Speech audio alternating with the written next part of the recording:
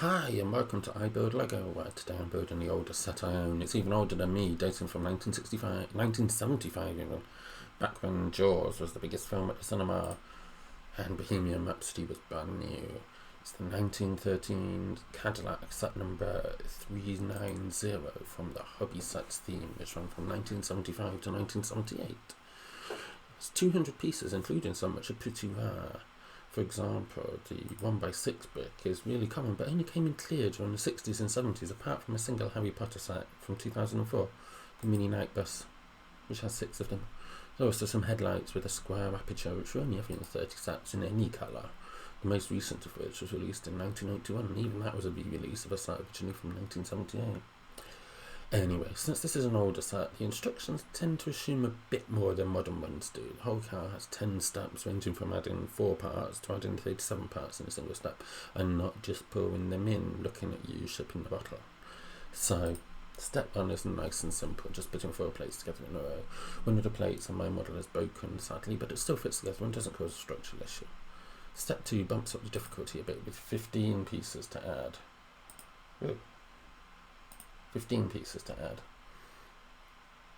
There are 4 each of 1x8 and 1x4 bricks in red, a pair of 2x4 45-degree slopes which form the holder for the spare wheel, a classic red 2x4 brick, a yellow 2x3 brick which is the base of the driver's seat, and 3 1x2 plates, 2 of them are black which are unexpectedly structural, and a red one to lift the radiator from the chassis.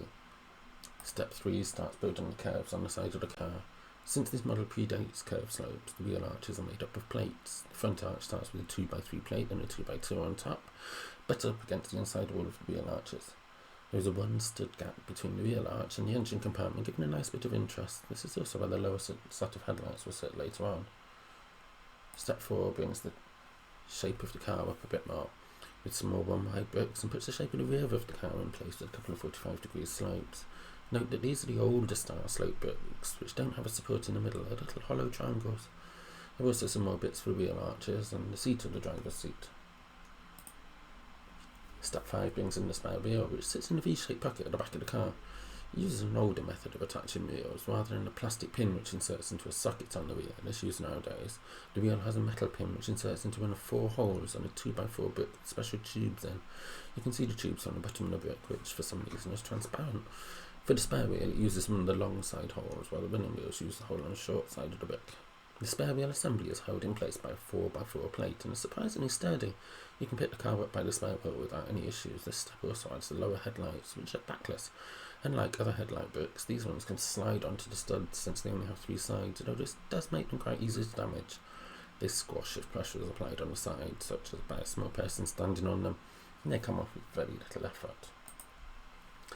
Step 6 finishes the wheel arches with some very easy to miss black plates. At the front you need to add 2 2x2 plates, a 2x4 plate, then another 2x2 plate, while at the back you only need a 2x4, then a 2x2. The slope at the back of the car is also added with an inset diagram showing how the spare wheel should be contained. Step 7 adds the structures to hold the wheels in place. These feel really quite delicate by modern standards, with a pair of 45-degree slopes bracing the actual wheel holding bricks, then themselves being braced with some 2x1 bricks. The instructions here are less clear than would be ideal, especially around the connections at the front of the car. The slopes visible at the very front should have a 1x2 plate attached to the bottom, then another 1x2 plate holding them to the wheel holders. The instruction diagram makes it look like there should be a 3rd plate connecting the lower 2, but no.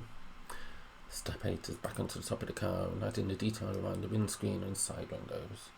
Step 9 adds the windscreen itself with those 1x6 clear blocks, before step 10 finishes off the model with the roof, a pair of plates designed to look like a canvas roof with a bump, and the running wheels. And then we have the finished model. As you can see, it's a bit older.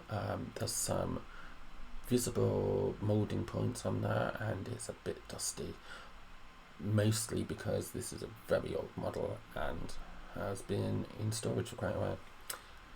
I don't want to clean it because there's various metal bits in there as well.